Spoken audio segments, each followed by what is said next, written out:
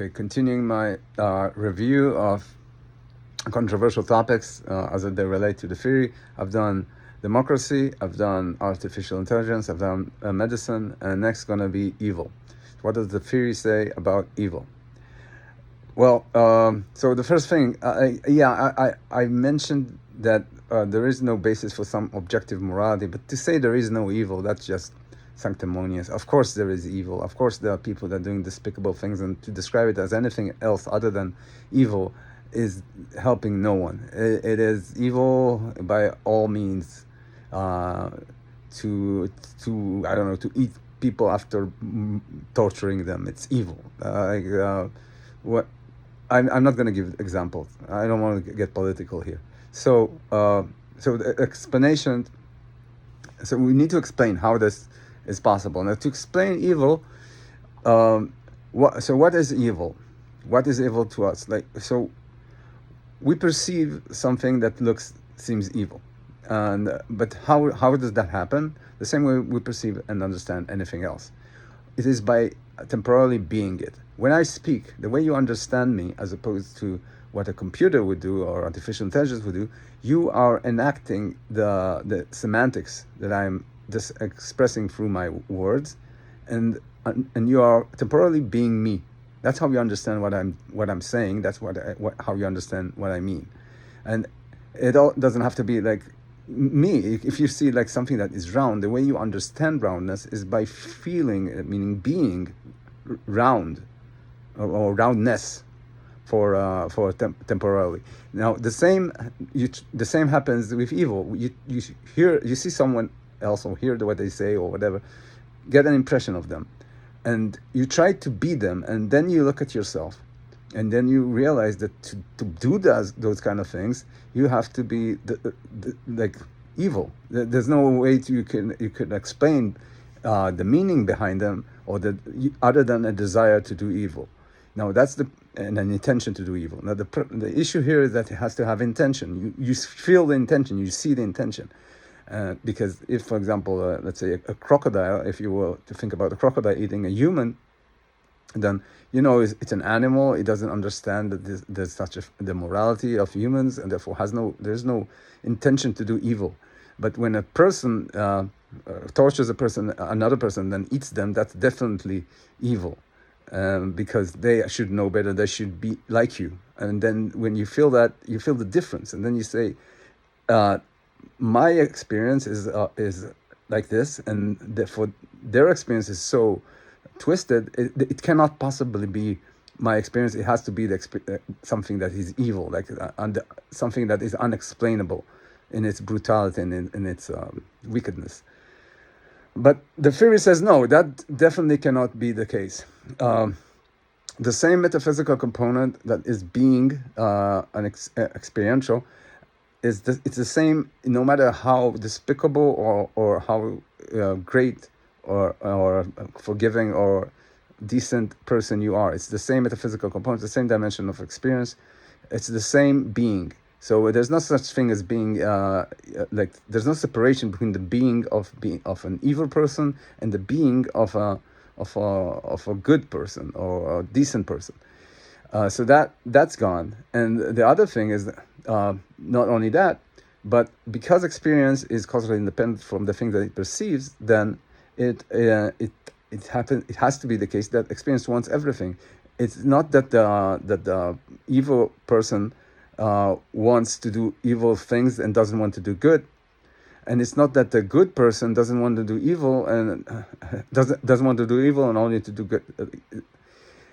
Everyone wants to do both good, evil, hurt, heal, damage, and build, and all that. The desire is in everyone the same. So there is no difference. There is no even like a different intention.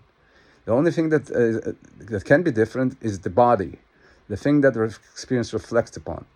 So, and that can explain evil. Like when I'm talking about the body, of course, I'm talking about the brain, memories, things like that. I'm also talking about the social structure, and this can explain like how things diverge between what you'd expect a person to be and what they actually are feeling, because you don't have that context. You don't know about the broken body or the mutated body or different body, or you don't know about the social context or the memories. And recently, we've been adding another component, which is like recent years, like hundreds of years, and some of even like if you think about finance, for example, the way it operates in the social sphere, it there is nothing that's like to be it, and it makes people do things that are not about like thinking how it feels like to be them. They are thinking about the bottom line.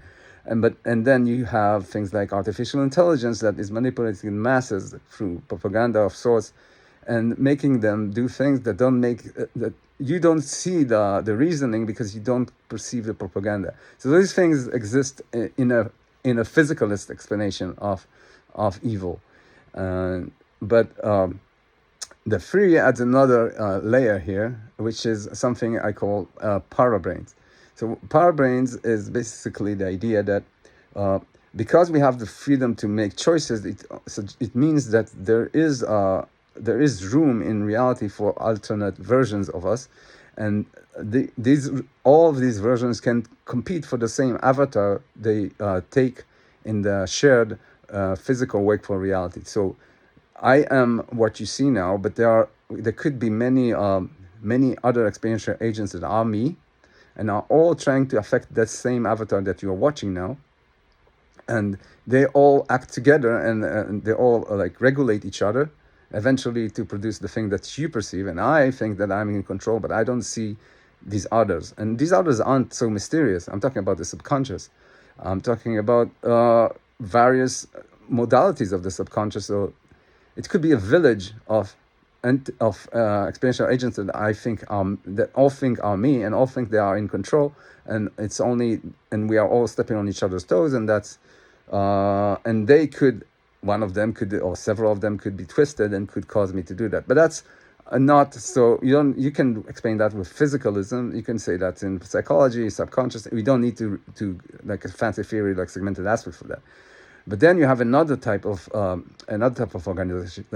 So that was this para brain, and these subconscious are called a para peer. It's like a peer experiential agents. But there's also another type of para peer, something I call the distributed para peer, which is basically it's an experiential agent, but it doesn't cluster around a single corporeal body. It doesn't have corporeal concerns. Instead, it thinks in abstracts, and it works and operates on the level of abstract. It still wants things. It still does things. It still is experiential, and it is interacting with you, and therefore it shares the same metaphysical component of existence as you, but of experience as you. But it is non-corporeal, and it is oblivious completely to what it means to be corporeal, and therefore it can affect you in ways that you just can't explain as making any sense, being that you are corporeal. These can manifest in the form of, let's say, in beehives, controlling the beehive. That's a possibility. Like a distributed puppy could be controlling the entire insect hive, and the same could be also true about ideology or social networks. And the same also can be true in the case of divinities, what we consider divinities. Like today, no one really actually, or very little really believe that there's such a thing as God, but the theory says, why not? It maps to the distributed property. There's definitely something that's like to be God, because God gets angry, God loves, and it interacts with people. So that's all a match. So, but God is the good, and then you have the adversary of God, and that can definitely be a distributed property.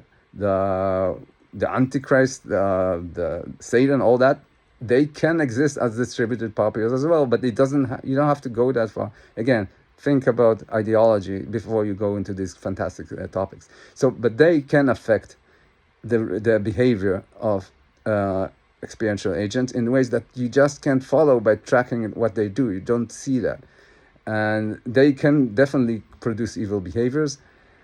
Yeah.